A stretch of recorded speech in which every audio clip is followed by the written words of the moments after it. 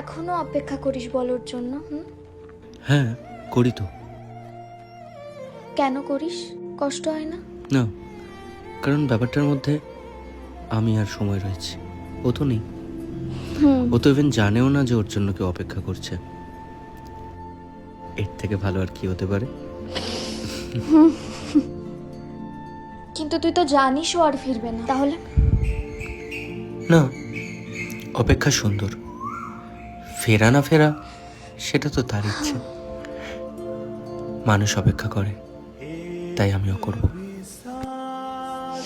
পাগল তুই। अलग नहीं लेनी खेच लेना प्राण इस तन